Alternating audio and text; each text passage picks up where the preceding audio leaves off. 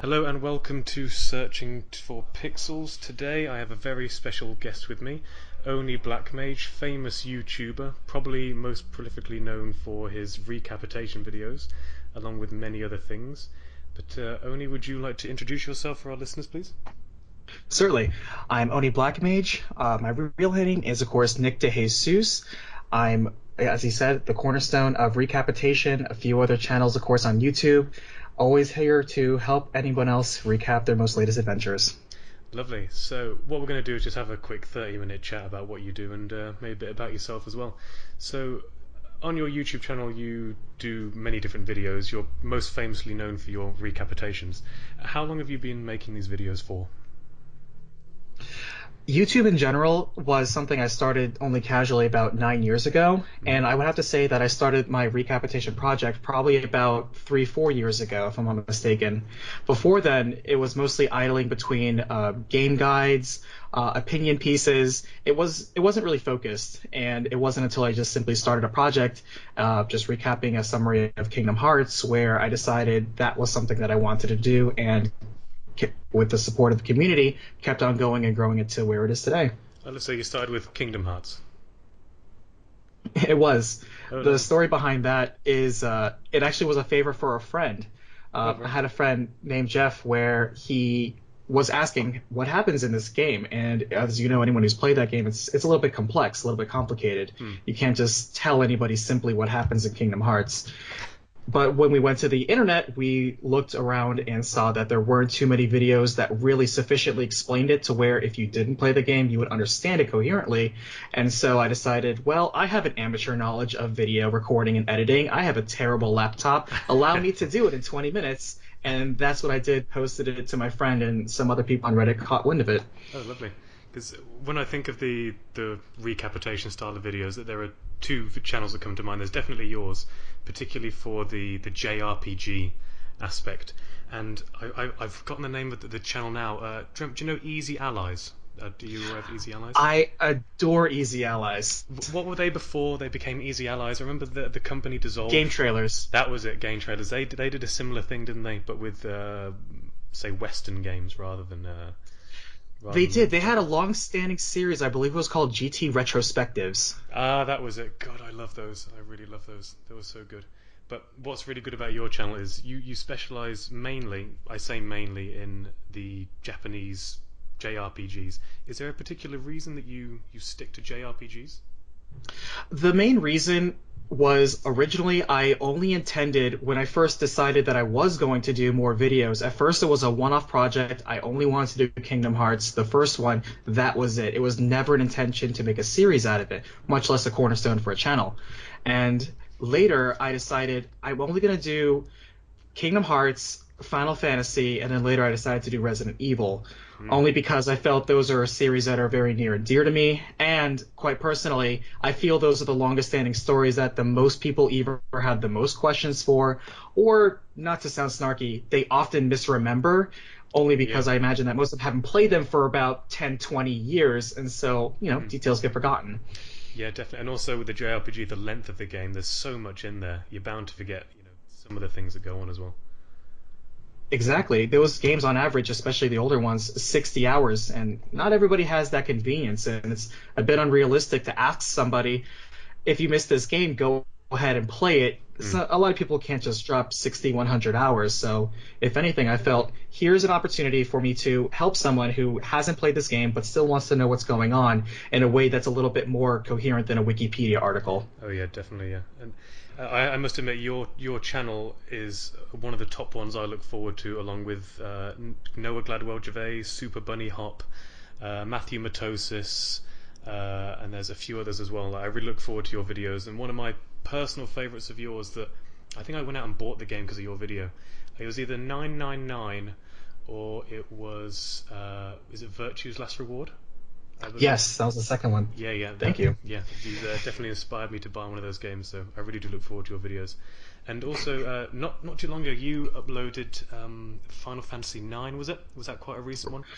Re-uploaded, but yes. Originally, I had it uploaded 3 years ago, but there was the YouTube bots doing their business, their funny business, and unfortunately, I had to uh, take it down and then re-upload it. But I chose the opportunity to upload in HD with better audio and some revisions to the script. Oh, so you went through it all again and did a re-recording essentially. Rebuilt it from the ground up, yes. But yeah, so when you make your videos, could you run us through the procedure that you usually go through? Certainly.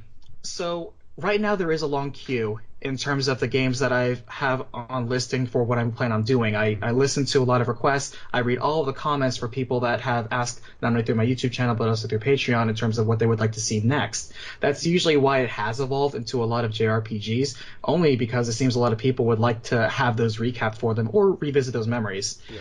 So it starts with me playing a very, I don't want to say speedrunner version, but a very quick playthrough of a game, trying to complete it as fast as possible. There's a guide next to me. If I have not already played it, I need it for recording purposes. Yep. So the first wave is playing the game. While I'm playing it, I will be writing a skeleton structure of the major plot points, and sometimes taking timestamp notes to where I can understand. I need to revisit this point, understand some of the dialogue, get some of the context in. But I build a skeleton first. And then once I'm done playing the game, I will then go through, re-watch a large portion of it, super fast forwarded, cutting out a lot of gameplay, and just mostly focus on the story elements and going ahead and condensing it as much as possible, making sure to recap all of the major plot points, story focuses, character developments, and boiling it down as much as I feel that I can to where what I'm telling is only the most relevant information, while at the same time sometimes including anything that I found particularly funny or unusual. Okay. After that is then the editing process, where I will then take down the gameplay, of course, assign it to the audio. I will script it out, run it a few times, make sure it sounds somewhat of a flow, and then continuing to record it, apply the audio, cook, cut, bake. Wow, bloody hell. So I imagine the time frame for each game is going to be vastly different depending on the game itself, but let's say you did a 60-hour game, like a normal playthrough of a game would be 60 hours. How long would that take you to make the video? Certainly. So that's actually quite typical too. It will be 60 hours for the gameplay itself. Mm-hmm. It will probably be about another 30 hours to re-review the format and get the script writing for it, just to make sure that what's fresh in my memory as well as what's matching the video as well as pulling clips for it to match to that. And then based on the length of the script, which could vary, there are a lot of RPGs that I found sometimes aren't as story intensive you would think, even though it takes quite a long time to play through them. And based on the length of the script, I will record the script, and usually on average, just based on my current editing speed, it takes on average about maybe 4 hours to do about 10 minutes worth of speech. Okay. In terms of editing that content in. So on average, a 60-hour game will take me close to about 100 hours of labor. Oh, wow, okay. And you said earlier that the community requests a lot from you in terms of JRPGs and this kind of thing. If it were completely down to you and there was no external influence, would you still do JRPGs or would you go for something else? To be honest, I probably wouldn't do as many JRPGs that people have requested of me. I would definitely intersperse them with quite a few more action games. While I love RPGs, in real life I have a robust collection. I've played many of them myself. Mm-hmm. I actually also lean heavily towards a lot of action games. There are also quite a few horror games I would like to recap, and a few adventure games that are near and dear to my heart. I would have a little bit more variety, more than just RPGs. But that being said, when I get started on an RPG series, sometimes I'm quite hooked. In fact, an example is the 999 series. That was a request of mine. Somebody requested that of me. I never played that series before. I got into it, saw how interesting it was, and I was now a fan. So I was just as engaged into it as you were, and so I felt that hopefully sharing some enthusiasm, I could spread that message to others. Oh, okay. Because when I watch your videos, it's from the way you speak and the knowledge you have behind it, it feels like you've played all of these 1,000 times. But, in that case of that particular series, you have to. You have to play that game literally 12 times in order to get everything. And is there a particular video that you have in your mind that was particularly fun to make, or it doesn't have to be the most popular one, but one that you enjoyed the most? Oh, that's a good question. Let's see. The ones that I feel are the most fun to make are the ones that I have the most fun playing. Mm-hmm. I know it's nowhere near anyone's favorite in terms of story. It's not going to win anybody on that, but it was a request that was for Um, Bayonetta 2. Yeah. I absolutely adore that as one of the best action games out there.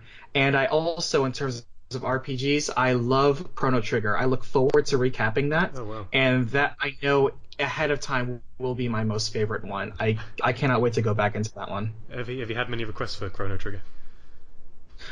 Yes, though not as much as currently Danganronpa V3 and the Persona series. Those seem to be overwhelmingly Oh, popular right now. I was just about to ask about Persona, but that's going to be a big nut to crack. That one. That's going to take a long time. Tell me about it. Yeah. Have you played the newest one, Persona 5? Absolutely, platinumed it. Oh, 140 hours. oh bloody hell! Right. Love it. Absolutely love it. At first, Yeah. with the Persona series, and this is with Shin Megami in general, I have played many of the previous installments. One of the complexities I have with it is I have a soft rule of I would like to recap the canon version of a story. Hmm. A lot of people sometimes have criticized me for saying, well, you have left out this ending, you've left out this route.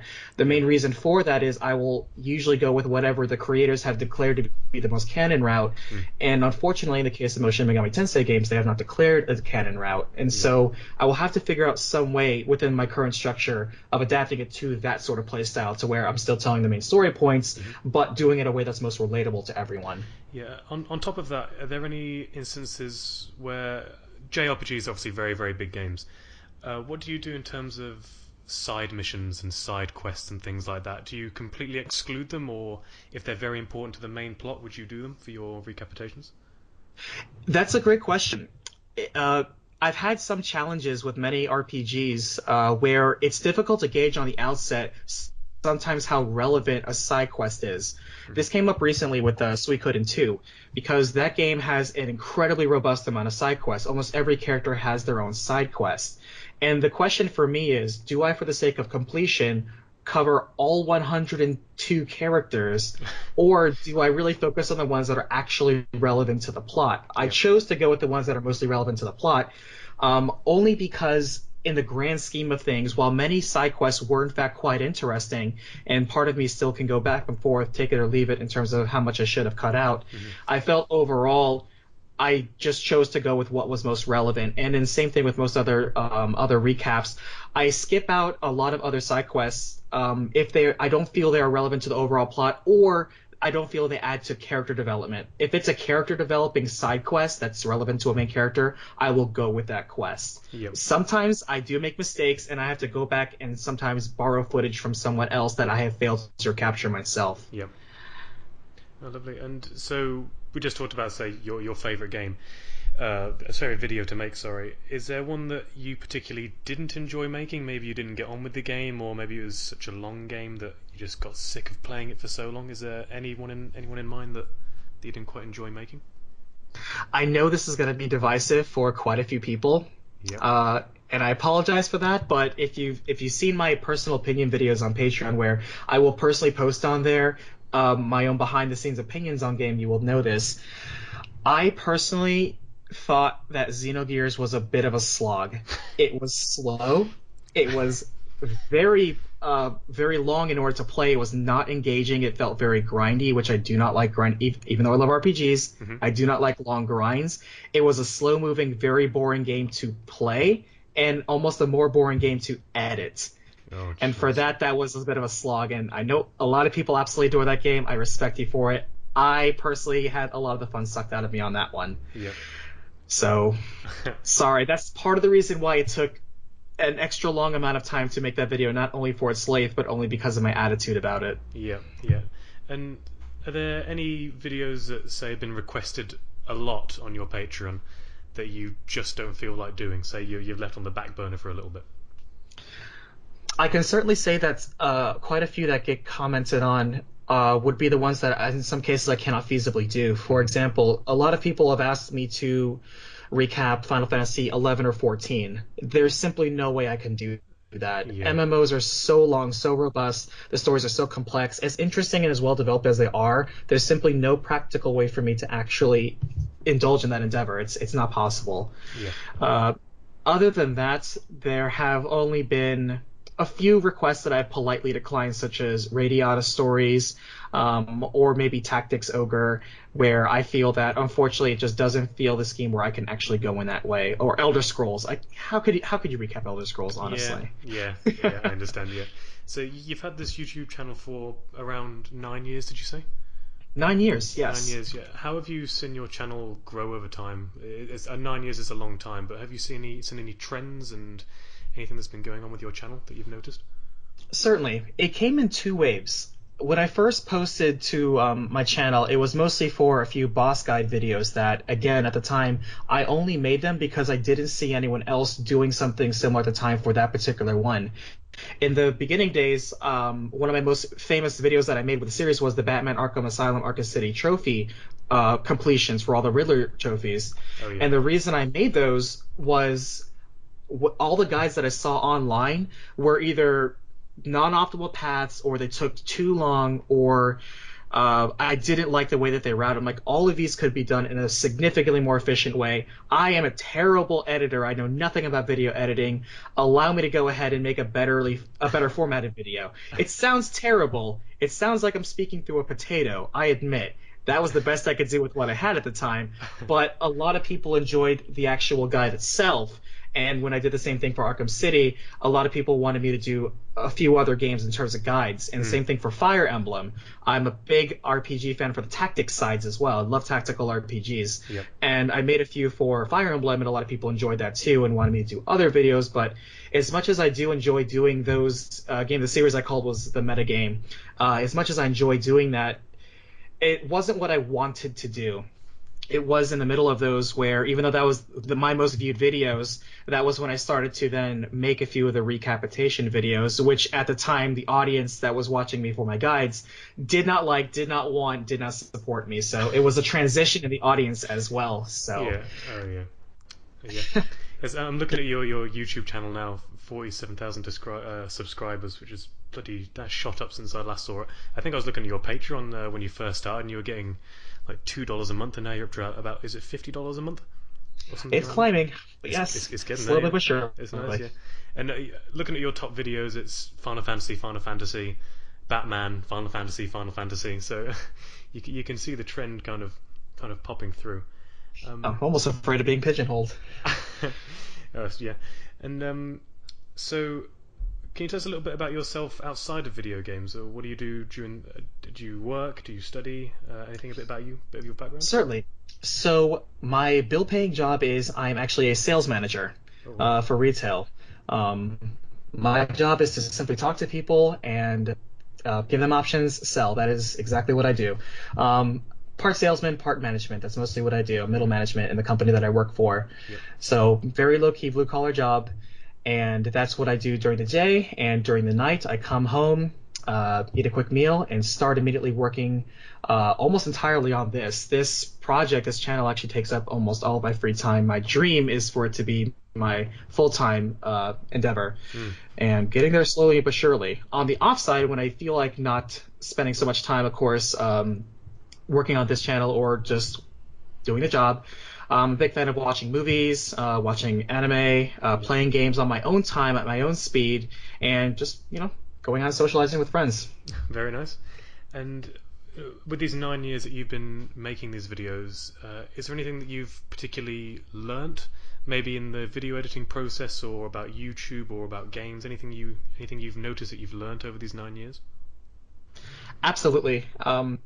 Even though everybody advises against it, and part of me I advise against it too, but I still indulge, suppose, out of vanity. You need to quickly develop a thick skin. Yeah. Um, I always believe in getting exciting and staying excited is always my advice to anybody Mm. who wants to make their own videos or endeavors. Because when I first made a video, and a lot of people sometimes use that initial first video, first 5 videos, first 10 videos as a barometer for their excitement, and I feel it should be the opposite. Your excitement should always be persistent no matter what. Mm. I have always sought to improve myself in terms of my writing quality, in terms of my ability to narrate, and I take a lot of the criticism that I hear popularly quite well. So I also believe, yes, you should be resistant to some of the negative criticism, but be open and receptive to what you hear consistently. One of the biggest things I hear, and I can agree on a few of them, Hmm. where you speak too fast, your pace is too quick. I mean, Yeah. part of me wants to be snarky and say, well, I don't speak too fast, you think too slow. But I can't quite say that, and I do agree that I perhaps should slow down and be a bit more open to people that process information and consume media at different speeds. Mm. So I've worked on that actively. Whenever there were audio issues, I've upgraded my equipment, taken that more seriously. I've practiced a bit of my editing to make sure that I'm not as rough. If you really want to have faith in terms of starting anything on your own, when I first made my first videos, they are terrible, embarrassing. Please don't use them except as educational resources. I did them all in one take because I did not know how to edit audio. So I did everything in one take, mistakes and all. Do not Wow. ever do that. All my editing, my video editing, my audio editing was self-taught, and there are plenty of great tutorials online. Please do not do it the hard way that I've done it, is my advice to anyone. Oh, bloody. In terms of YouTube as well, I can also say be prepared for the unexpected. Mhm. They change the environment constantly. Be adaptable. Okay, and do you plan on staying on YouTube? I say forever for the foreseeable future. Is it still a good place to have your community based? For the most part, absolutely. Even though YouTube is still quite the Wild West in terms of its approachability, a lot of people can be intimidated of being just one fish in the ocean. I would still encourage people to find it because all the same, it is still one of the most accessible options for people. It is one of the most easy ways at any low cost for somebody to quickly express themselves, be original, and put themselves out there. It's shareable. It's discoverable, despite what the YouTube robots may say otherwise. Yeah. It is difficult, yes, but persistence, I believe, will still pay off, and somebody out there will enjoy your information. If you have friends in real life, it's just as easy to make them online. Yeah, yeah. And you were talking about doing everything in one take. I'm pretty sure Noah Caldwell Gervais, I think he does like an hour and a half in one take, judging from his audio editing. So I think you could get away with it. Heart makes up for a lot of it.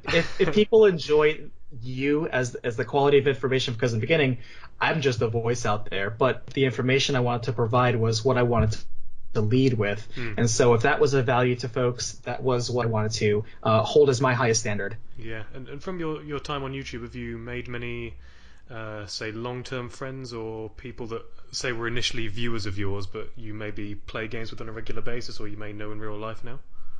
To be honest, I haven't outreached as much as I would like to. Many have reached out to me, and I have indulged and had fun with them. I suppose I'm a little bit of a recluse, but one of the most flattering things I've seen was when people that I had actually subscribed to and watched their content, such as I think it was the Gaming Doctor is one, Yep. Brental Floss, when they actually subscribed to me and talked to me on Twitter about some of the content I created, that to me was one of those, wow, I really feel like I've been noticed by someone that was somebody that I used to go to their content regularly and enjoy. And same thing for Easy Allies. Easy Allies, not to sound smugly, but I've always been one of their biggest supporters since day one when they started on their own endeavor, becoming independent. I've been a subscriber and sharer of theirs and have been supporting the community. In fact, most recently, their Pokemon trading card game tournament has been completely set up and I don't want to say sponsored, but all of the decks and all the materials and everything was put forth by me and designed by me. So, Oh, wow. and I love the shout. Yeah, if you actually watched it right now, it's you'll hear them shout out and criticize me fairly in terms of the choices I've made. So, to me, working with such lovely people is a dream come true. Wow, that's awesome. And is there anything you can tell us about what you have in the works right now, or is that a bit of a secret? My process is no secret, but I can definitely say it's frustrating to many. At this current time, I at any given time have 3 or 4 projects open. Oh. I know it sounds a bit scatterbrained, but mainly the reason is going to be part of my creative process is I will, and this is to avoid burnout, I used to just focus on one project, all in, all focused, all the time until it gets done. And one thing I found that was a surprising change was if I actually did 2 or 3 things at the same time, I wouldn't feel so much burnout from focusing on just one game, one script all the time, and moving over to a different one and then focusing on that for a few days and then working on a different one for a few days. So my main focus right now, as embarrassing as it is, I broke a few of my promises I said in the beginning of the year where I would wrap up a few of the series that I still have outgoing from 2017, such as Final Fantasy, Resident Evil, Yep. Danganronpa, even Virtue's Last Reward. I still need to do the final game in that Zero Escape There's series. another I one. still owe the community. There's a third one, and I still have to do the third Zero Escape game, and those are quite the endeavor. Oh, bloody But hell. I will do that. I have promised that. I myself want to go ahead and put that out there. And that is still the 2018 project now, all my leftover homework from 2017. That being said, I do have milestones planned for a few of my subscriber goals as well, as a bit of incentive for myself and for hopefully the community. That Yep. for a lot of the most popular requests, I'll be placing those at particular milestones. I might even make those public, but those are going to be hopefully surprises, but they're going to be ones that are near and dear to my heart. So I don't want to put bias on things, but there's going to be personal passion with a lot of these upcoming games. Okay, so I'm guessing one of the milestones is going to be 50,000. Absolutely, Oh, right around the corner. So we're getting there. Very nice. And have you ever thought about possibly doing a collaboration with any other YouTubers or branching out into different areas? Because you're obviously mostly well known for your recapitation videos, but is there any other direction you'd like to go and maybe involving other people in the community to do that? Whenever I do any of my casual gameplay on the sides, for example, I'm a big fan of Monster Hunter. I do a lot of that in my off time. Yeah. I would love to just have a casual gaming stream with anyone else. I'm open. In fact, if you want to join me, I'm perfectly fine for that. But in general, I would love to collaborate with any other creators that do something similar to me, because part of the reason why I made my channel is, as you've already said, there really isn't too many other people out there that will recap a game or recap a story in such a manner where it's a little bit dry, a little bit academic, but taken seriously. Yeah. You see a lot of people that will recap like, oh, the story of this game in 5 minutes, the story of this game in 1 minute, and it's mostly meant for comedic purposes and entertainment. But and perhaps it sounds a bit dry, but I really, like you said, one of the things that was my previous inspiration was the old retrospectives. I really enjoyed the way that they would quickly and succinctly go through an entire saga, and the reminiscence was fantastic, the nostalgia was fantastic, and the information was so interesting. And I would love to deliver of that quality more consistently. Oh, lovely. So if anyone wants to reach out and help me out, I am open business. Yeah, perfect. Yeah, and I mean, what's really good about the videos, like you say about the reminiscing, is one aspect that I think is really great. Because my favorite Final Fantasy was Final Fantasy IX, and that popped up a few days ago, and I watched that again, and that was really, really great to see. What's also great is finding a game that you're not aware of, or finding one that you had no idea about. Like, I'm very bad with this name; it always confuses me. The game about it's got the teddy bear in a school. Oh, Danganronpa. Yeah, that interests me so much. Seeing the video that you did about that, it was I had no idea that game existed. Especially with these Japanese RPGs, I'm pretty sure a lot of people are unaware with a lot of these style of games that you cover. It's funny you touch upon that, because to me that is the best compliment I've ever received in general. It really warms my heart whenever somebody comments saying that, hey, I was not aware of this game. This looks really interesting. I'd like to pick it up. Or, wow, I haven't played this game in years. This was just such a trip down memory lane. Thank you very much. To me, reminding people of something they loved, and also helping somebody discover something new and interesting and expanding their horizons, that to me is the best compliment. And would you ever branch out into, say, a Japanese game that isn't, well, I say not a traditional RPG. I'm thinking something like Shenmue. I don't know if you've ever played Shenmue. I have played Shenmue only recently when they did the remastered collection. I never had a Dreamcast. I had a friend that had a Dreamcast, and I played a few games on his Dreamcast, such as Skies of Arcadia recently, Power Stone? Marvel vs. Capcom, Power Stone, and Power Stone fuck 2. yes. Yep, Oh, man. absolutely. God, In fact, I I love bought a Power Power Stone. Stone 2. I also had a Lunar on there as well, but I played on his Dreamcast. Yeah. But he did have like Resident Evil Code Veronica, and he did have Shenmue, but I didn't get a chance to play those. But most recently, since it came in, thanks to the remaster, I've only started just now delving into it. So I'm actually discovering Shenmue for the first time myself. Okay. So haven't formed an opinion on it yet. It's still early. I'd be very interested to hear your opinion, because to me, Shenmue is completely covered in nostalgia goggles, complete nostalgia tint. When I look at that game, that and Metal Gear Solid. They're my two. Oh, that is absolutely one of the big requests that I get that I am Oh, eager to really? start. I love Metal Gear Solid. Oh, I yes. love the Metal Gear franchise. I cannot wait to get started. At first, when people kept requesting it of me, I said no because you can't swing a stick without hitting somebody who's talked about the Metal Gear story on the internet. But honestly, if people are willing to hear it from me, I'd be more than willing to oblige. To me, that would be the most fantastic project to undertake next. God, that's going to be a big bloody project, though. I mean, if you go onto YouTube and type in Metal Gear the movie, I Oh think boy. was it Metal Gear Solid 4? I think was like 6 hours of cutscenes, maybe more. At least. Yeah. At least. Oh Well, boy. which was your favorite? Out of curiosity, which was your favorite Metal Gear? So, I am a little bit tied between Metal Gear Solid, the original, Yep. and I adore a lot of the elements of Metal Gear Solid 4. To me, Mm, as a capstone, I really enjoyed it, even though Metal Gear Solid 5 did a lot of good, tying up loose ends while also creating loose ends.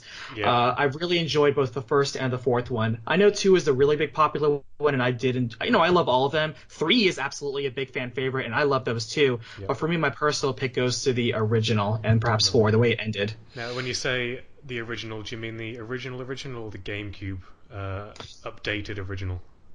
Good point. No, I do mean the original Metal Gear Solid, Oh not my god. perhaps Twin Snakes. The Twin Snakes took a very liberal approach on retelling that story in some cases, and certainly the gameplay. Yeah. I'm not sure if I'm going to cover that version at all. Okie dokie. Well, I think it's time for us to wrap up here, Oni Black Mage or Nick, as you prefer. But before we go, would you be able to tell our listeners where they can find you, where they can contact you, and how they can watch your content? Fantastic. You can follow my content we've just discussed at youtube.com/Oni Black Mage, all one word. And if you'd like to reach out to me directly, Twitter is the best outlet. You can reach me at Oni Black Mage, ONIBLACKMAGE. Feel free to reach out for any particular ideas, suggestions, and like I said, I'm open for Yeah, business. and then we'll cut it down with a recapitation. Yep. Okay, Nick, thank you very much. Thank you so much. This was such a fun time. Great.